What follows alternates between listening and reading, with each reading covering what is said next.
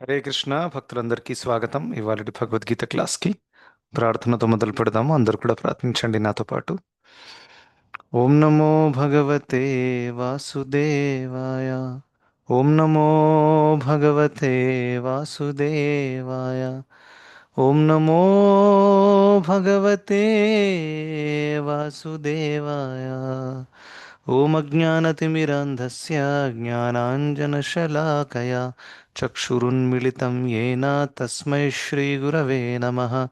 నమో విష్ణుపాదాయ కృష్ణప్రేష్ఠాయ భూతలే శ్రీమతే భక్తివేదాంత స్వామిన్నితి నామినే. నమస్తే సారస్వతే దేవే గౌరవాణి ప్రచారిణే నిర్విశేషశూన్యవాदी పాశ్చాత్యదేశతారిణే. जय श्री कृष्ण चैतन्य प्रभु नित्यानंद श्री अद्वैत गदाधर श्रीवासादि गौर भक्त वृंद. हरे कृष्ण कृष्ण कृष्ण हरे हरे हरे राम राम राम हरे हरे. హరే కృష్ణ భక్తులందరికీ స్వాగతం ఇవాళటి భగవద్గీత క్లాస్కి. సో మనము 16వ అధ్యాయము చర్చిస్తున్నాము, దైవాసుర సంపద విభాగ యోగము. అందులో 4వ శ్లోకము నిన్న మనం కంప్లీట్ చేశాము. ఎక్కడైతే భగవంతుడు ఈ రాక్షస గుణాలు ఏవైతే ఉంటాయో, దంభో దర్పోభిమానశ్చ క్రోధ పారుష్యమేవ చ, ఈ శ్లోకంలో క్లుప్తంగా రాక్షస గుణాల గురించి చెప్పారన్నమాట. ఇప్పుడు ఇవాళ మనం 5వ శ్లోకం మరియు 6వ శ్లోకం చూడబోతున్నాము. సో అందులో ఆ, దైవీ గుణాలు ఉంటే దాని ప్రభావం ఎలా ఉంటుంది, అసుర గుణాలు ఉంటే దాని ప్రభావం ఒక వ్యక్తి మీద ఎలా ఉంటుంది అనే గురించి మళ్ళీ క్లుప్తంగా చెప్పబోతున్నారు. రైట్. సో దాని గురించి మనం చూద్దాం. సో 5వ శ్లోకము నా స్క్రీన్ మీద డిస్ప్లే చేస్తాను. చదవాలనుకునే వాళ్ళు దయచేసి హ్యాండ్ రేస్ చేయొచ్చు. జితిన్, హరే కృష్ణ. జితిన్ ప్రభు. हरे कृष्ण प्रभु जी, धन्यवाद प्रणाम. Thank you for this chance प्रभु जी. దండవత్ ప్రణామ్. గో హెడ్ బేటా. यस प्रभु जी. భగవద్గీత 16వ అధ్యాయం 5వ శ్లోకము.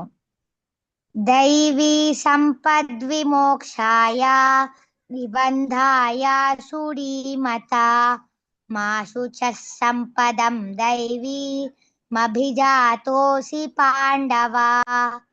దైవీ గుణాలు ముక్తికి కారణమవుతాయి కాగా అసుడ లక్షణములు బంధమును కలుగజేస్తాయి. ఓ పాండుతనయ, నీవు దైవీ గుణాలతోనే జన్మించావు కనుక విచారించకు. హరే కృష్ణ ప్రభుజీ. వండర్ఫుల్. నెక్స్ట్ శ్లోకం కూడా చదివేనా? ఓకే ప్రభుజీ. 6వ శ్లోకము. ద్వౌ భూతసర్గౌ లోకేస్మిన్ దైవ ఆసుర ఏవ చ దైవో విస్తరశః ప్రోక్త ఆసురం పార్థ మే శృణు. ఓ పృథకుమారా, ఈ లోకంలో 2 రకాల జీవులు ఉంటారు. ఒకడు దైవీ గుణము కలవాడిగా పిలవబడతాడు, ఇంకొకడు అసుర స్వభావులు. దైవీ గుణాలను గురించి నేను విస్తారముగా ఇదివరకే నీకు వివరించాను. ఇక ఇప్పుడు అసుర గుణాలను గురించి నా నుండి విను. Hare Krishna Prabhuji. Hare Krishna. Very good, thank you. చాలా బాగా చదివారు. సో 5వ శ్లోకము 6వ శ్లోకం ఇప్పుడు మనం కొంచెం డీటెయిల్గా చూద్దాము. ఇందులో చాలా మంచి ఇన్ఫర్మేషన్ ఉంది. సో 5వ శ్లోకంలో దైవీ సంపద్ విమోక్షయ నిబంధాయ సురీమత. సో దైవీ సంపద ఏదైతే ఉందో, దైవీ గుణాలు ఏవైతే ఉన్నాయో, విమోక్షయ అంటే అవి ముక్తికి కారణమవుతాయి, ముక్తికి అనుకూలంగా ఉంటాయి. రైట్. మరియు ఆసురి ఏం చెప్పారు? నిబంధయ అని అన్నారు. సో విమోక్షయ నిబంధయ అంటే ఈ లోకంలో కర్మబంధనలో చిక్కి ఉండి పునరపి జననం పునరపి మరణం, మళ్ళీ మళ్ళీ సంసార చక్రం రిపీట్ అవుతుంది. అంటే కర్మబంధనం ఉంటే ఖచ్చితంగా జన్మం ఎత్తాల్సి వస్తుంది. సో ఆసురి గుణాలు ఉండేవాళ్ళు వాళ్ళు ఈ భౌతిక భవబంధనాలలో చిక్కిపోని ఉంటారు. కానీ దైవీ గుణాలు ఉండేవాళ్ళు, ఈ దైవీ గుణాలు వాళ్ళకి విమోక్షయ, ముక్తికి చాలా చాలా అనుకూలంగా ఉంటాయి. సో అందుకని మనం ఎన్నోసార్లు చర్చించాము దట్ ఈ గుణాలు ఏవైతే ఉన్నాయో దైవీ గుణాలు, ఇవి మనకు ముక్తికి, ప్రత్యేకంగా ఆధ్యాత్మిక జీవితానికి, అది భక్తి మార్గం కానివ్వండి, లేకపోతే అష్టాంగ మార్గము, కర్మ మార్గం, ఏ మార్గమైనా కానివ్వండి, దైవీ గుణాలు అయితే ఖచ్చితంగా కావాలి. ఎవరైతే దైవీ గుణాలు లేరో వాళ్ళనే అసురులు అని అంటారు. సో వాళ్ళు ఎటువంటి అష్టాంగ యోగ, భక్తి యోగ ఏమి వాళ్ళు చెయ్యరు. ఎటువంటి భగవంతుడికి పట్ల శరణాగతి వాళ్ళకి ఉండదు. ఎప్పుడెప్పుడు వాళ్ళు కొన్ని ఆధ్యాత్మిక కార్యాలు చేస్తారు, కానీ అవి కూడా దేనికోసమో, ఇంకా సంపద, ఇంకా పవర్, ఇంకా అదంతా కూడా పెంపొందించుకోవడానికి. రైట్. సో ఆ విధంగా ఆ, మనమందరం కూడా భక్తి మార్గంలో ఉన్నాము కాబట్టి మనకి ఈ గుణాలు పెంపొందించుకోవడం చాలా చాలా ఇంపార్టెంట్. ఇది మనం అనుకోకూడదు, నా ఐఎమ్ డివోటీ, సో నాకు ఇవన్నీ కూడా గుణాలు పెంపొందించుకోవాల్సిన అవసరం లేదు అని అనుకోకూడదు. చిన్న చిన్న విషయమే కానివ్వండి, నిజం మాట్లాడడం కానివ్వండి, పెద్దలను గౌరవించడం కానివ్వండి, మన రిలేటివ్స్కి రెస్పెక్ట్ ఇవ్వడం కానివ్వండి, చిన్న చిన్నవి, ఇవన్నీ కూడా మనము ఖచ్చితంగా పాటించాలి. సో ఆబ్వియస్గా శ్రీమద్ భాగవతం ఏం చెప్తుందంటే, ఉమ్, యస్యాస్తి భక్తిర్భగవత్యకించన సర్వైర్గుణైస్తత్ర సమాసతే సురాః హరావభక్తస్య కుతో మహద్గుణ మనోరథేనా సతి ధావతో బహిః. సో శ్రీమద్ భాగవతంలో చెప్పిన ఈ శ్లోకం అర్థం ఏంటంటే, ఒకవేళ ఒక వ్యక్తి ఆ, భగవతి అకించన, అకించన, తను ఒక ఉన్నతమైన భక్తుడు అనుకోండి, ఎటువంటి భౌతిక హేతు లేకుండా భగవంతుడి యొక్క శరణాగతి తీసుకొని తను భగవద్భక్తి చేస్తున్నాడు. తో it's talking about exalted devotee, not a సాధక or struggling devotee. So mostly మనం అందరం కూడా చెప్పరాదు, నేను స్ట్రగ్లింగ్ డివోటీని. ఎగ్జాల్టెడ్ డివోటీ అంటే they are not struggling, they are experiencing Krishna, definitely. ఇంకా ప్యూర్ డివోటీ అంటే దానికంటే ఇంకా మించినటువంటిది. అవునా? సో ఉన్నతమైన భక్తులు ఎవరైతే ఉన్నారో వాళ్ళు ఎటువంటి భౌతిక హేతువు లేకుండా భగవంతుడికి సేవ అందిస్తారు. అయితే ఈ శ్లోకం ఏం చెప్తుంది, అటువంటి భక్తులలో ఉన్నతమైన దైవీ గుణాలు ఆటోమేటిక్గా వస్తాయి అని భాగవతం చెప్తుంది. వాళ్ళు ప్రత్యేకంగా దాని గురించి సెపరేట్ క్రాష్ కోర్సు, లేకపోతే మాస్టర్స్ చేయాల్సిన అవసరం వాళ్ళకి లేదు. They will get all the wonderful divine qualities. దేవీ దేవతలకు ఉండేటటువంటి గుణాలు కూడా వీళ్ళల్లో వస్తాయన్నమాట. కానీ ఒకవేళ ఒక వ్యక్తిలో అన్ని ఉన్నతమైన దైవీ గుణాలు ఉన్నాయనుకోండి, కానీ తను భక్తుడు కాదు, అయితే దాని ప్రయోజనం ఏంటి అని భాగవతం చెప్తుంది. సో దాని అర్థం ఏంటంటే, మనము ఈ గుణాలు పెంపొందించుకోవడం మాత్రమే మన జీవితపు లక్ష్యం కాదు. ఎందుకంటే మీరు చూస్తే ఈ లోకంలో, మన సొసైటీలో కూడా, మన చుట్టుపక్కన కూడా ఎంతోమంది ఈ గుణాలు కలిగి ఉన్నారు, నో డౌట్. ఫర్ ఎగ్జాంపుల్ చాలామంది ఎంతో దానాలు చేస్తారు. కొంతమంది చాలా పుట్టుకతోనే వాళ్ళ సాత్వికమైనటువంటి ఒక నేచర్ ఉంటుంది వాళ్ళకి. వాళ్ళు భక్తులు కాదు, ఇస్కాన్ తెలీదు, భగవద్గీత తెలీదు, but they are very very peaceful. వాళ్ళని చూసి మనకే అనిపిస్తారు, నేను ఇంత చాంటింగ్ చేసినా కానీ నేను ఆయన లాగలేనని ఎప్పుడెప్పుడు అంటారు అలా devotees. Some people have that sattvik nature. I know, like my brother, మా పెద్దన్నయ్య ఎక్స్ట్రీమ్లీ సాత్విక్ పర్సన్. సో అంటే నేను ఇంత సాధన భక్తి చేస్తున్నప్పటికీ, if I compare my sattvik nature with him, I'm nowhere near him. So ఆ విధంగా, but he's not at all into practising devotional service. He's not necessarily following four regulative principles, but the nature wise is very sattvic. I've never seen him in anger. I've never seen him complaining. I've never seen him coming and talking about his problems, although he's going through so many. Very happy, very sattvic, no complaints, always respects everyone. కొంతమంది ఉంటారు అలా. But Bhagavatam ఏం చెప్తుందంటే, ఒకవేళ ఒక వ్యక్తికి మంచి సత్వగుణాలు ఉన్నాయి, అన్నీ ఉన్నాయి, తను బహుశా నెక్స్ట్ జన్మలో ఒక మంచి జన్మ దక్కొచ్చు, బట్ తనకి మోక్షం లభించదు. తను ఇక్కడే తిరుగుతుంటాడు భౌతిక జగత్తులో. ఏం ప్రయోజనము అని భాగవతం చెప్తుంది. కానీ వేరే చోట ఒక వ్యక్తిలో అద్భుతమైన గుణాలు, దైవీ గుణాలు లేకపోయినా, తను మంచిగా భగవంతుడి శరణాగతి తీసుకొని భక్తి చేస్తున్నాడు అనుకోండి, ఆ ట్రాన్సిషన్ ఫేజ్ ఏదైతే ఉందో, అభక్తుడిగా ఉండి ఇప్పుడు భక్తుడిగా మారేటటువంటి ఆ ట్రాన్సిషన్ ఫేజ్లో కొన్ని కొన్ని దుర్లక్షణాలు ఉండొచ్చు. భక్తి కూడా చేస్తున్నాడు, దుర్లక్షణాలు కూడా ఉన్నాయి. ఆ ఫేజ్ ఉండొచ్చు, కానీ ఆ ఫేజ్ ఎక్కువ కాలం ఉండదు. ఎందుకు? ఎందుకంటే ఒకవేళ తను సిన్సియర్ భక్తుడు అనుకోండి, అందుకని అకించన అని చెప్పారు ఆ శ్లోకంలో. సిన్సియర్ భక్తుడు ఈ ఫేజ్ని దాటి ముందుకు వెళ్ళిపోతాడు. ఆ కేసులో అందరు ఆ ఆ ఆ డివోటీలో ఎటువంటి దుర్లక్షణాలు కనిపించవు. ఇంకా ఉన్నతమైనటువంటి దైవీ గుణాలన్నీ కూడా అందులో ఆ వ్యక్తిలో ఉద్భవిస్తాయి. You see the difference. So అందుకని ఇప్పుడు ప్రభుజీ మీరు ఇలా అంటున్నారు భక్తి చేస్తారు, దైవీ గుణాలు వస్తాయి. మీరు ఎంతోమంది భక్తులను మనం చూస్తాం ప్రభుజీ. ఎప్పుడెప్పుడు దుర్గుణాలు కూడా కనిపిస్తాయి. కోపము కానివ్వండి, చీటింగ్ కానివ్వండి, అబద్ధాలు చెప్పడం కానివ్వండి, జరుగుతుంటాయి. I'm just talking facts. మరి ఆ శ్లోకం రాంగ్, ఆ శ్లోకం రాంగ్ కాదు. అందుకని చెప్పి ట్రాన్సిషన్ పీరియడ్ గుర్తుపెట్టుకోండి. Transition period. ఇప్పుడు ఒక గ్లాస్లో నీళ్లు ఉన్నాయి, అవునా? బ్లూ కలర్ నీళ్లు. సో మీరు దాంట్లో నీళ్లు పోస్తూ ఉంటారు, అవునా? బయట నుంచి అది స్పిల్ అయి బయట పడుతుంది. సో ఏమవుతుంది, మెల్లిమెల్లిగా దాని బ్లూ కలర్ తగ్గుతుంది, అవునా? మీరు ఫస్ట్ ఒక గ్లాస్ వేయగానే పోతుందా? అది పోదు కదా. ఒక ట్రాన్సిషన్ పీరియడ్ ఉంటుంది. ఆ బ్లూ కాస్త లైట్ బ్లూ, ఇంకా లైట్ బ్లూ, ఇంకా లైట్ బ్లూ, ఇంకా అది పోస్తూ పోస్తూ ఒక రోజు ఏమైపోతుంది, అందులో ఏ బ్లూ కూడా ఉండదు, అందులో కంప్లీట్గా నార్మల్ వాటర్ అయిపోతుంది. సో ట్రాన్సిషన్ పీరియడ్లో కొంచెం బ్లూ కలర్ ఉంది కదా, రిజెక్ట్ చేయరాదు దాన్ని. కానీ తగ్గింది. డార్క్ బ్లూ నుంచి లైట్ బ్లూ అయింది, లైట్ బ్లూ నుంచి ఇంకా పేల్ బ్లూ అయింది, ఆ విధంగా. సో అదేవిధంగా ఎవరిలోనైతే ఆ దుర్గుణాలు కనిపిస్తున్నాయో వాళ్ళు ట్రాన్సిషన్ పీరియడ్లో ఉన్నారు, ఇంకా ఉన్నత స్థాయికి రాలేదు అని మనం అర్థం చేసుకోవచ్చు. మరి దాన్ని అంత సీరియస్గా తీసుకోవాలన్నా? Not necessary. మనం కూడా ట్రాన్సిషన్ ఫేజ్లో ఉన్నాం, అవునా? సో అందుకనే మనం అందరినీ కూడా ఆ విధంగా చూసి, ఒక భక్తుడు కంటిమాల వేసుకొని దీక్ష అయిన తర్వాత కూడా కొన్ని దుర్గుణాలు చూపించాడు అనుకోండి, కోపం చూపిస్తున్నాడు, లేకపోతే ఆయన తప్పు చెప్పగానే తను అన్కంఫర్టబుల్ అయిపోయి జస్టిఫై చేయడం స్టార్ట్ చేశారు, ఇలా చూస్తే మనం దాన్ని చూడనట్టు ఉండాలి. చూడనట్టు ఉండాలంటే ఏంటంటే we should accept it that ఇది ట్రాన్సిషన్ ఫేజ్లో ఉన్నారు, అందరు స్ట్రగుల్ అవుతున్నారు, పర్వాలేదు, లెట్స్ అడ్జస్ట్, దాన్ని పెద్ద చేయకూడదు. Unless it's a very serious matter. Very serious matter అంటే 4 నియమాలు బ్రేక్ చేస్తున్నారు. మరి అప్పుడు అనొచ్చా, ప్రభుజీ చూడనట్టున్నాను? అప్పుడు చూడనట్టు ఉండకూడదు, అప్పుడు దాన్ని సీరియస్గా తీసుకోవాలి. ఒక initiated devotee 4 regulatory principle break చేస్తే it's a very big issue and one cannot take it easily.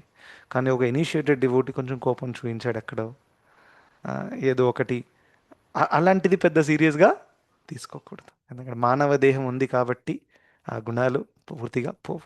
ఇది పెద్ద విషయం కాదు. ఇనిషియేషన్లో రూల్ లేదు కోపం చూపించకూడదు, 5వ రెగ్యులేటరీ ప్రిన్సిపల్ అలా ఏం లేదు.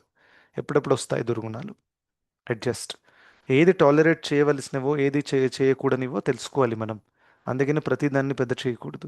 Sometimes you know new people when they come, ఇంత పెద్ద డివోటీ అయి ఉండి ఆ, ఇంత కోపం చూపిస్తున్నారేంటి, ఆ, ఏం ప్రయోజనం అని అంటారు. Okay, fine, but that doesn't mean you will reject the devotee, right? ఆయన 100 సార్లలో ఎప్పుడో ఒకసారి అలా చేస్తే దాన్ని తీసుకొని ఒక నెగిటివ్ పిక్చర్ పెయింట్ చేయకూడదు, అవునా?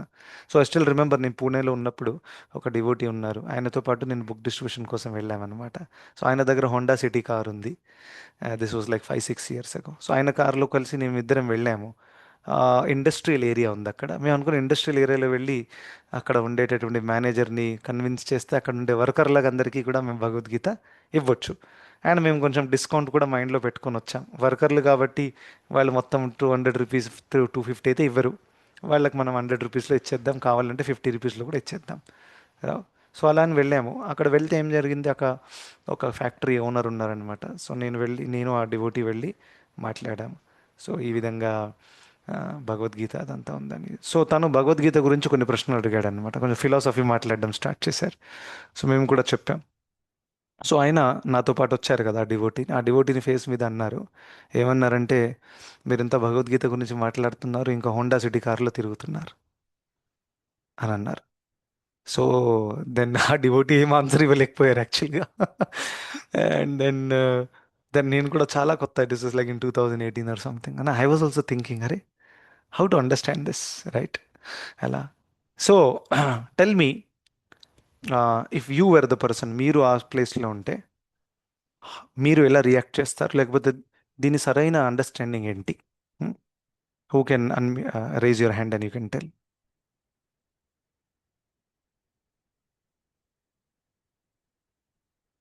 Yes, Venkat Subbu Prabhu. I know you have a Prabhuji, you have a Volkswagen Tiguan car. Go ahead. no, Prabhuji. That's what I will learn. That we can straightforward say that the Ratham is given by Krishna. So I am doing that Ratham for Krishna service. Only one statement తో కథం చేస్తున్నాను అనుకున్నా Prabhuji. Super, very good. So ఇది కృష్ణుడు ఇచ్చారు, కృష్ణుడు సేవ కోసం ఉపయోగిస్తున్నారు అని చెప్తారా? Yes, Prabhuji. Okay, Only fine. single statement. Yeah, this was more of practical answer. దీనికి ఫిలాసఫికల్ యాంగిల్లో ఎక్స్ప్లెయిన్ చేయాలి. Suresh Babu Prabhu and I want some new people to answer. I mean Amarendra Prabhu, would you like to answer in case you are available? Yes, Prabhu. ఆ, అంటే go head. మనకి ఎక్కడ శాస్త్రాల్లో ఇట్లా కార్లు వాడకూడదు, ఫ్లైట్లు ఎక్కకూడదు అని లేదు. So we're also normal people. So మనం కూడా జాబ్లు ఉన్నాయి. సో మనకు జీతాలు వస్తాయి. సో కార్లు కొనొచ్చు. అంటే ఇట్స్ బేస్డ్ ఆన్ మనకు అవసరాలు బట్టి మనం థింగ్స్ కొనుక్కోవచ్చు. ఇట్స్ అట్లాంటి రిస్ట్రిక్షన్ ఏం లేదు భక్తులకు కూడా. అవసరం అంటే బట్ ఏ థింగ్ అయినా కానీ యూజ్ చేసుకోవచ్చు. యా. ఓకే, సో మీరు శాస్త్రీయ యాంగిల్లో చెప్తున్నారు, శాస్త్రాల్లో ఎక్కడ కూడా కార్లు వాడకూడదు అని ఎక్సెట్రా అని లేదు. Yeah. Okay, fine, that's a good angle. Shravan Kumar Prabhu, మీరు చెప్పండి. హరే కృష్ణ దండత్వనం. హరే కృష్ణ, దండోత్ ప్రణామ్. ఎస్ ప్రభు.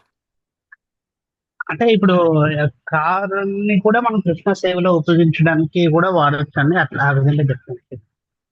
Okay, fine. అదే వెంకట్ ప్రభు కూడా అదే పాయింట్ చెప్పారు, that we can use it in Krishna service. Okay, fine. Let us hear from Jitin Prabhu. Let's see మన యంగ్ జనరేషన్ వాళ్ళు ఏమంటారు. హరే కృష్ణ ప్రభు, నేను జితిన్ వాళ్ళ ఫాదర్ని ప్రభు. జితిన్ వాళ్ళ ఆ, father. చెప్పండి. అంటే మనం దానికి అటాచ్మెంట్ పెట్టుకోవద్దు ప్రభు. లైక్ మన కారు ఉన్నా కూడా దాని మీద అటాచ్మెంట్ పెట్టుకుంటే ఇంకా అది బేసిక్ అటాచ్మెంట్, లైక్ వస్తువుల మీద అటాచ్మెంట్ పెట్టుకోవద్దని అనుకుంటున్నాను. సో మీరు ఏమంటున్నారంటే వస్తువు ఉన్నప్పటికీ దాన్ని మనం డిటాచ్డ్ ఫ్యాషన్లో దాన్ని యూజ్ చేయాలి. Is that what you saying? Yes Prabhu, yes Prabhu. Okay, that's a very good point. Detached ఫ్యాషన్లో యూజ్ చేయాలి. అది నాది, నేను దాన్ని ఎంజాయ్ చేస్తున్నానని అనుకోకుండా we should use it for Krishna service, or we should see like కృష్ణుడు నాకు ఇచ్చినటువంటి ఈ ఫెసిలిటీ, దీన్ని ఎంతైతే అవసరమో అంతవరకు మనం వాడుకోవాలి. Okay, that makes sense. Anantalakshmi Mataji, go ahead. Hare Krishna Prabhuji, dandavat Pranam. Hare Krishna, దండోత్ ప్రణామ్. ఇలా ఆన్సర్ ప్రభుజీ, జితిన్ ప్రభుజీ వాళ్ళ ఫాదర్ చెప్పినట్టు ఒక లిమిట్ లో దాన్ని యూజ్ చేయొచ్చు ప్రభుజీ. భౌతిక సుఖాల కోసం కాకుండా తను దైవ కార్యాలకి యూజ్ చేస్తున్నాడు. అండ్ భౌతికంగా కూడా తను అన్నింటికి అదే యూజ్ చేస్తూ, నేను ఇప్పుడు ఫర్ ఎగ్జాంపుల్ ఒక షాప్ ఉంది, అక్కడ షాప్కి వెళ్ళడానికి నడుచుకుంటా వెళ్ళకుండా కార్లో వెళ్తే హీఈస్ యూజింగ్, అంటే అది మిస్యూజ్ చేస్తున్నట్టే కదా ప్రభుజీ. అలా భౌతిక సుఖాలకి కాకుండా ఇలా దైవపరంగా అండ్ అటాచ్మెంట్ లేకుండా అది నాది కాదు, భగవంతుడి ఇచ్చింది, సో భగవంతుడి సేవలోనే వినియోగిస్తాను అని అనుకొని యూజ్ చేస్తే తప్పు కాదు అని అనుకుంటున్నాను Prabhuji. Okay, very good, nice point. Okay, so all of you gave from various perspectives, మంచి ఎక్స్ప్లెనేషన్స్ ఇచ్చారు. సో అప్పుడు ఆ ఇన్సిడెంట్ జరిగినప్పుడు ఐ వాజ్ వెరీ షాక్డ్. ఒక మూమెంట్ కోసం నేను అనుకున్నా, యాక్చువల్గా కరెక్టే, ఈ డివోటీ ఎందుకు హోండా సిటీ కారు కొనుక్కున్నాడు 16 లక్షలు పెట్టి? He could have gone for a smaller car, right? Devotee should be like simple living, high thinking, ఆ విధంగా. సో దెన్ ఐ థాట్, అంటే I also did not have complete understanding at that point of time. And interestingly ఆ devotee కూడా ఏం answer ఇవ్వలేదు. But we distributed some 20 books there. అదేం problem లేదు, అని అలా అన్నాడు. కానీ at the same time he gave us permission to distribute the books, so that was not a problem. So నాది ఒక పాయింట్ వీళ్ళందరూ చెప్పిన దాంట్లో ఒక పాయింట్ యాడ్ చేయాలనే ఆలోచన, అంతే. అన్నీ బాగానే ఉన్నాయి. మనకు ఏది ఉన్నా అది ఉన్నది అనే గర్వం చూపించుకుంటుంటే సరిపోతుందేమో అని అనుకుంటున్నాను.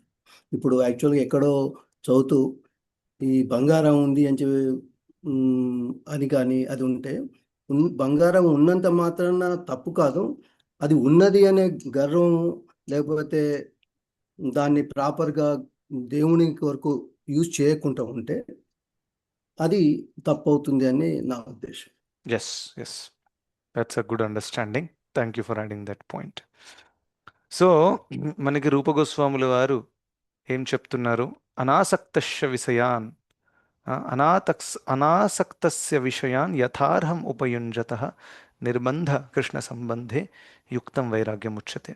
సో అందుకనే it is very important to understand శాస్త్రాస్. సో రూపగోస్వాములు వారు చెప్పిన ఆయన he's a Goswami, is like a బాబాజీ వేషంలో ఉన్నారు. Is complete renounced everything. So అంటే వాళ్ళు ఒక్క చెట్టు కింద కూడా ఎక్కువ రోజులు ఉండేవారు కాదు. చెట్టుతో ఆసక్తి అవుతుంది. ఇల్లు లేదు కానీ చెట్టు కూడా వాళ్ళు మార్చేవారు రెగ్యులర్గా. Right, that is the kind of renunciation they had. కానీ ఆయన ఏం చెప్తున్నారంటే, ఒకవేళ ఒక వస్తువు యొక్క ఆ, ఉపయోగాన్ని కృష్ణుడి సంబంధంలో గనక చూడకుండా దాన్ని రిజెక్ట్ చేసామనుకోండి, అటువంటి వస్తువుని రిజెక్ట్ చేయడం అనేది దాన్ని ఫల్గు వైరాగ్యం అని అంటారు. ఫల్గు వైరాగ్యం అంటే ఏంటి? Dry renunciation. డ్రై అండ్ మీద మీద ఉండేటటువంటి వైరాగ్యం, ఇంకా డెప్త్లోకి వెళ్ళలేదు అది. అవునా?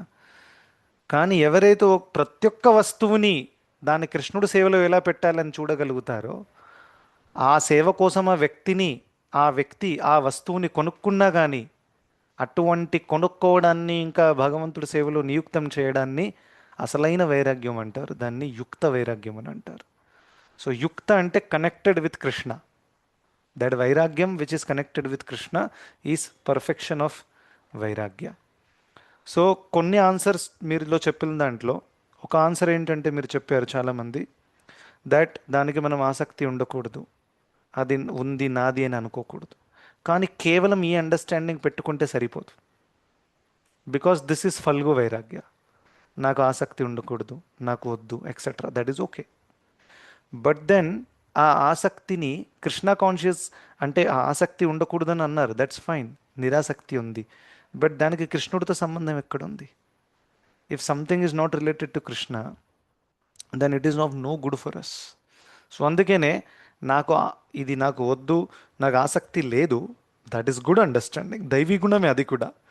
కానీ దానితో పాటు ఇది కృష్ణుడు కోసం నేను ఉపయోగించాలి అనేటటువంటి బుద్ధి ఎవరికైతే ఉంటుందో అటువంటి వాళ్ళు యుక్త వైరాగ్యాన్ని పాటిస్తున్నట్లు లెక్క. రైట్.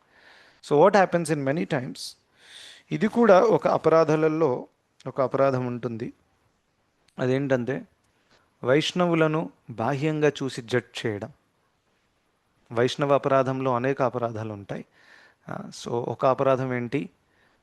శరీరాన్ని చూసి, లేకపోతే వాళ్ళ యొక్క ఆశ్రమాన్ని చూసి. ఫర్ ఎగ్జాంపుల్, లెట్స్ ఒక మ్యారీడ్ డివోటీ వచ్చారు, ఇంకా నేను ఒక బ్రహ్మచారిని అనుకోండి, ఈయన మ్యారీడ్, సెన్స్ గ్రాటిఫికేషన్ చేస్తూ ఉంటాడు, నేను బ్రహ్మచారిని, so I'm very advanced. But you never know, somebody's just because గృహస్థాశ్రమం ఉన్నారు కాబట్టి వాళ్ళు అడ్వాన్స్ కాదని చెప్పరాదు. భాగవతంలో అందరూ గృహస్థులే ఉన్నారు మ్యాక్సిమం. సన్యాసుల వ్యాఖ్యానం చాలా తక్కువ ఉంది, అవునా? మరి వాళ్ళందరినీ శుద్ధ భక్తుల లిస్టులో పెట్టారు. Yes or no? So that means that even grihasthas who have a lot of resources, ఒప్పుకుంటారా? లైక్ ఫర్ ఎగ్జాంపుల్ పాండవులు కానివ్వండి, పరీక్షిత్ మహారాజు, ధ్రువ మహారాజు, ప్రహ్లాద్ మహారాజు, మను మహారాజు, అంబరీష్ మహారాజు, వీళ్ళందరూ శుద్ధ భక్తుల లిస్టులో ఉన్నారు. మరి వీళ్ళందరూ మనలాగా మామూలు వ్యక్తులు కాదు. మనకు మహా అయితే ఎంత ఆస్తి ఉంటుందండి? వీళ్ళు రాజు, పృథ్వీకి రాజులు అనమాట. ఈవెన్ అంబానీ కూడా పృథ్వీకి రాజు కాదు. Yes or no? కానీ పృథ్వీకి రాజు అయినటువంటి వాళ్ళ దగ్గర ఎన్ని రీసోర్సెస్ ఉన్నాయి. వాళ్ళు తినే తిండి, వాళ్ళు ఉండే ఇల్లు, వాళ్ళు వేసుకునే బట్టలు, వాళ్ళ దగ్గర ఉండే బంగారము, డైమండ్, ఇవన్నీ ఉంటాయి. ఒక్కసారి ఆలోచించండి. మరి ఇవన్నీ చూస్తే వాళ్ళు అసలు శుద్ధ భక్తులు కాదు, వాళ్ళు భక్తులే కాదని చెప్తారు మీరైతే, ఒకవేళ ఆ రూల్ పెడితే. సో అదన్నీ ఉన్నప్పటికీ వాళ్ళు శుద్ధ భక్తులు అని చెప్తున్నాయి శాస్త్రాలు మనకి. రైట్. అండ్ అలా అయితే ఒకవేళ కేవలం పేదరికమే శుద్ధ భక్తుల యొక్క సంకేతం అయితే, ఈ లోకంలో ఎంతమంది పేదవాళ్ళు ఉన్నారు? మన ఇండియాలో ఎక్కువ ఉన్నారు, మీకు అందరూ తెలుసు. Field with poor people and beggars and everything, అవునా కదా? ప్రతి స్ట్రీట్లో కనిపిస్తారు. అందులో ఎంతమంది భక్తి చేస్తున్నారు చెప్పండి? ఎంతమంది బెగ్గర్? ఆ బెగ్గర్ కూడా అక్కడ కూర్చొని యూట్యూబ్లో రీల్స్ చూస్తున్నాడు, ఆయన ఏం భక్తి చేయట్లేదు. మ్యాక్సిమం ఎవరు చేయట్లేదు. రైట్. సో ఇంకా బహుశా ఒక డివోటీ హోండా సిటీలో తిరుగుతున్నాడేమో, బిఎండబ్ల్యూలో తిరుగుతున్నాడేమో, కానీ తను పదార్మాలు చేసుకుంటున్నాడు. తను వారానికి ఒకసారి మందిరంలో వెళ్ళి కుకింగ్ సేవ చేసి వస్తున్నాడు. Who is better? Yes or no? You need to understand. So కేవలం బాహ్యంగా ఎవరిని జడ్జ్ చేయరాదన్నమాట. సో అందుకనే మనకేం అర్థం అండర్స్టాండ్ ఇక్కడ వస్తుందంటే, నేను ఇదంతా ఎందుకు చెప్పానంటే, ఒక వ్యక్తికి తనకు కొన్ని నీడ్స్ ఉండొచ్చు. చూడండి, ఒక వ్యక్తికి అనిపిస్తుంది నాకు బహుశా ఈ కారు ఉంటే బాగుంటుంది, నాకు ఒక ఇండిపెండెంట్ బంగ్లా ఉంటే బాగుంటుంది. ఆ బాగుంటుంది అనేది ఒక శారీరక మరియు మానసిక రిక్వైర్మెంట్. ఒప్పుకుంటారా? దానికి భక్తితో సంబంధం లేదు. రైట్? కొంతమందికి అపార్ట్మెంట్స్ ఇష్టం. లైక్ నాకు అపార్ట్మెంట్ అంటేనే ఇష్టం. నాకు ఇవన్నీ ఇండిపెండెంట్ అదంతా నాకు ఇష్టం లేదు. So I went for an apartment. Some people feel that no, independent is good. Some feel and big car is good, medium car. అందరికీ వేరే వేరే రిక్వైర్మెంట్స్ ఉంటాయి, శరీరం ఇంకా మనసును బట్టి. Yes or no? Some people, కొంతమందికి ఏసీ కావాలి, అది లేకుండా నిద్ర రాదు వాళ్ళకి. ఇంకా కొంతమందికి ఏసీ లేకుండా కానీ వాళ్ళు హాయిగా ఉంటారు, నేల మీద కూడా పడుకొని ఉంటారు. Yes or no? సో ఇవన్నీ కూడా మీరు చూస్తే ఇది శరీరం మరియు మనసుకు సంబంధించిన రిక్వైర్మెంట్స్. ఇంకా కేవలం ఒక వ్యక్తి శరీరం మరియు మనసుకు సంబంధించిన రిక్వైర్మెంట్స్ని చూసి వాళ్ళు ఏ స్థాయిలో భక్తి చేస్తున్నారు అనేది మనం జడ్జ్ చేయడం కరెక్ట్ కాదు. రైట్? ఎందుకంటే భక్తి అనేది శరీరం మరియు మనసు స్థాయిలో ఉండదు, అది ఆత్మస్థాయిలో ఉంటుంది. అవునా? సో ఆ వ్యక్తి అంతరంగముగా ఎంత కృష్ణుడి పట్ల శరణాగతి పొందుతున్నాడు అనేది, అది more important rather than how is the external life looking. That doesn't mean మనం విచ్చలవిడిగా అనవసరంగా ఖర్చు పెట్టాలి. Because at the same time simple living high thinking అనే ఫార్ములా ఉంది. సో దాని అర్థం ఏంటి? మనకి ఎంతైతే అవసరమో మనం కంఫర్టబుల్గా ఉండడానికి అది మనం చేసుకోవాలి. కంఫర్టబుల్ నిద్ర అయితే కావాలి కదా అండి. మీరు ఎంత కష్టపడుతున్నారు, you should at least gets good sleep, so that రేపు పొద్దున తొందరగా లేచి మంచిగా జపం చేసుకోవచ్చు. సో ఆ మంచి నిద్ర రావడానికి మీకు బెడ్ కావాలంటే you can take it if you afford it. You need AC, you can take it so that you sleep comfortably. Right? Sleeping మన లక్ష్యం కాదు, కానీ రెస్ట్ తీసుకుంటే రేపు నేను మంచిగా చాంటింగ్ చేసుకోగలుగుతా, లేకపోతే చాంటింగ్లో ఇలా నిద్రపోతాం. సో అందుకనే do whatever is needed so that you can do your bhakti nicely. It meaning spending some more money. Or కొంతమందికి తక్కువలో కూడా అయిపోతుంది. కొంతమందికి బట్టలు తీసుకునే అలవాటు కూడా ఉండదు, అది చినిగిపోయిన దాకా వేసుకుంటారు వాళ్ళు. దట్ ఈజ్ ఆల్సో ఓకే, తప్పేం లేదు. కొంతమంది అంతా కూడా చాలా చాలా తక్కువలో ఓడిపిస్తారనమాట. ఇల్లు కానివ్వండి, ఇంట్లో సామాన్లు కానివ్వండి, అన్ని ఖర్చులు. Some are very very mindful about money. Nothing wrong. అది ఆ నేచర్ మీకు అలా సూట్ అవుతుంది, అని మీరు కంఫర్టబుల్గా ఉన్నారంటే అలాగే చేయండి. లేదండి ప్రభుజీ నాకైతే ఆ, కొంచెము ఖర్చు అవుతుంది, పర్వాలేదు, మీకు ఎఫర్ట్ చేయగలుగుతున్నారు, కెపాసిటీ ఉంది, చేయండి. మళ్ళీ ఇదంతా కూడా చాలా పెద్ద అప్పు తెచ్చుకొని టెన్షన్ తీసుకోకూడదు మళ్ళీ. బికాజ్ అదెందుకు తప్పు అవుతుంది? అదెందుకు తప్పు అవుతుందంటే అది మీ భక్తిని ఇంపాక్ట్ చేస్తుంది. ఒప్పుకుంటారా? చూడండి, చేతిలో 10 రూపాయలు పెట్టుకొని నేను 1000 రూపాయలు అప్పు తీసుకొస్తే that will create tension for me. 10 రూపాయలు పెట్టుకొని మీరు 3 రూపాయలు అప్పు తెస్తే that is not a very big deal, right? But if you go for such a big amount just to show off people and do something else, దానివల్ల anxiety మీకు పెరుగుతుంది, అప్పుల యాంగ్జైటీ. ఆ యాంగ్జైటీ వల్ల మీ చాంటింగ్ ఎలాగో పాడైపోతుంది, మీ భక్తిలో టైం ఉండదు, ఇక అన్ని భారంగా అనిపిస్తాయి, రీడింగ్ ఎలా చేయను and etcetera and all those things. So అందుకనే సింపుల్ లివింగ్ హై థింకింగ్ కెపాసిటీని బట్టి ఉంటుంది, రైట్? సో ఎనీవే, నేను చెప్పేది ఏంటంటే ఇలా బాహ్యంగా జడ్జ్ చేయకూడదని చెప్పడానికి ఈ ఇన్సిడెంట్ చెప్పాను, పూణే ఇన్సిడెంట్. ఎక్కడైతే ఆ డివోటీతో సహా నేను ఆ కారులో వెళ్తున్నప్పుడు అలా చెప్పాను అనమాట. ఇదంతా ఎందుకు చెప్పాను? ఒక డివోటీస్ బహుశా బాహ్యంగా తను అలా గుణాలు వ్యక్తం చేయకపోయినా కానీ one cannot judge like that. And ఒక ఉన్నతమైన డివోటీ ఎవరు ఉన్నారో ఆయనలో ఎలాగో అన్ని దైవీ గుణాలు కనిపిస్తాయి అని చెప్పడం జరిగిందనమాట. So that is the meaning of this verse. ఎక్కడైతే దైవీ గుణాలు మనకి భక్తికి అనుకూలంగా ఉంటాయి, ఇంకా అసుర గుణాలు ఏవైతే ఉన్నాయో అవి భక్తికి ప్రతికూలంగా ఉంటాయి. ఇంకా మన రూపగోస్వాముల వారు, మనకు ఆచార్యులు ఏం చెప్పారు? ప్రతికూల్యస్య వర్జనం అని చెప్పారు. ఏవైతే ప్రతికూలంగా ఉంటాయో దాన్ని ఇమ్మీడియట్గా రిజెక్ట్ చేసేయాలి. అది మనకు మనసుకి నచ్చినా శరీరానికి నచ్చినా మనం దాన్ని స్వీకరించకూడదు. What is the rule?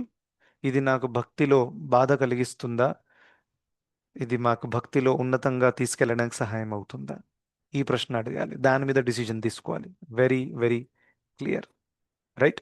So అలా అని దైవీ గుణాలు అసుర గుణాలు దాన్ని ఆ విధంగా ప్రభావం చూపిస్తాయి. ఇంకా ఏం చెప్పారు భగవంతుడు? అర్జున, డోంట్ వరీ, మా శుచః, ఇక్కడ మా శుచ పదం ఉపయోగించారు. చరమ శ్లోకంలో కూడా వస్తుంది. మోక్షయిష్యామి మా శుచ. మా శుచ అంటే భయపడకు, డోంట్ ఫియర్, నువ్వు మాత్రం దైవీ గుణాలతోనే పుట్టావు అని చెప్పారు. సో అర్జునుడికి కాన్ఫిడెన్స్ ఇచ్చారు. ఎందుకు? అర్జునుడి కన్ఫ్యూజన్ ముందు నుంచి ఏముంది? నేను ఇప్పుడు యుద్ధంలో పాల్గొనడము అది దైవీ గుణాల కింద వస్తుందా, రాక్షస గుణాల కింద వస్తుందా? బాహ్యంగా చూస్తే రాక్షస గుణాల కింద వస్తుంది. బాహ్యంగా చూస్తే బికాస్ అర్జునుడు బాణాన్ని తీసుకుంటున్నాడు, చంపుతున్నాడు, రాజ్యాన్ని నాకు కావాలి అని పోరాటం చేస్తున్నాడు. అవునా కదా? మరి ఇలా చూస్తే ఏదేదో రాక్షస గుణం ఉంది, దయ లేదు, కరుణ లేదు, చంపుతున్నాడు. ఇలా అది కూడా సొంత వాళ్ళని చంపుతున్నాడు. చీచి చీచి, డబ్బు కోసం అని అనొచ్చు బాహ్యంగా అర్జునుడిని జడ్జ్ చేస్తే. ఆ కన్ఫ్యూజన్లో తను ఉన్నాడు. భగవంతుడు ఇక్కడ మంచి క్లారిఫికేషన్ ఇచ్చారు. డోంట్ వరీ, నువ్వు చేసే యుద్ధము, నువ్వు బోనాఫైడ్ క్షత్రియుడి కాబట్టి, నువ్వు అసలైన క్షత్రియుడి కాబట్టి, ఇంకా భగవంతుడి గైడెన్స్లో, గురువుల గైడెన్స్లో నువ్వు చేస్తున్నావు కాబట్టి, నువ్వు చేసే యుద్ధము బాహ్యంగా అది ఆసురి గుణంలాగా కనిపించవచ్చు, కానీ నువ్వు చేసే యుద్ధము యాక్చువల్గా దైవీ గుణాల కేటగిరీలో వస్తుంది. ఎందుకంటే నువ్వు ధర్మ సంస్థాపన చేస్తున్నావు కాబట్టి. ఇంకా ధర్మ సంస్థాపన చేయడం అనేది దైవీ గుణం, ఒప్పుకుంటారా? ధర్మాన్ని పాడు చేయడం అసుర గుణం. అసురులకు అదే పని ఉంటుంది, ఎలా ధర్మాన్ని పాడు చేయాలి. సో ఈ విధంగా భగవంతుడు మా శుచః, అర్జున నువ్వు దైవీ గుణాలతో పుట్టావు, do not worry, do not fear, go ahead అని గ్రీన్ సిగ్నల్ ఇచ్చేశారనమాట. సో అందుకనే ఇన్ అవర్ లైఫ్ మనం ఎవరిని కూడా బాహ్యంగా జడ్జ్ చేయకూడదు. That is the first thing. And secondly, మనల్ని ఎవరైనా బాహ్యంగా జడ్జ్ చేసినా కానీ దాన్ని సీరియస్గా తీసుకోకూడదు. ఎప్పుడెప్పుడు రిలేటివ్స్లో ఏదేదో కామెంట్స్ పాస్ చేస్తారు. సో అప్పుడు ఏమవుతుంది, మనం కొత్తగా ఉంటాం కదా భక్తిలో, అప్పుడు మనం చాలా డిస్టర్బ్ అవుతాం. రైట్. దాని తర్వాత మనం దాన్ని ఓవర్కమ్ చేసుకుంటాం. Now it is not a big deal. కానీ కొత్తగా ఉన్నప్పుడు ప్రభుజీ మా వాళ్ళు నన్ను ఇలా అంటున్నారు, నువ్వేంటి ఏం తినట్లేవు, నేను రీసెంట్గా మ్యారేజ్కి వెళ్తే నన్ను చాలా అన్నారు, దాన్ని తీసుకున్న డిప్రెషన్లోకి వెళ్ళిపోతారు కొత్త వాళ్ళు ఎప్పుడెప్పుడు, అయ్యో ఇలా ఇలా అంటున్నారని. But easy over the number of years మనం మంచిగా భక్తి ప్రాక్టీస్ చేస్తే మనకి క్లారిటీ వస్తుందన్నమాట. దాని ద్వారా అలా ఏదైనా బాహ్యంగా ఎవరైనా జడ్జ్ చేసినా కానీ we never take it seriously. Okay.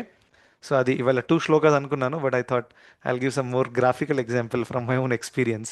ఎక్కడైతే ఎక్స్టర్నల్గా డివోటీన్స్ జడ్జ్ చేయడం కరెక్ట్ కాదు, అండ్ అందుకనే దాన్ని డీటెయిల్గా చెప్పాను. Thank you so much. Hare Krishna. So tomorrow I will start with some questions. Okay.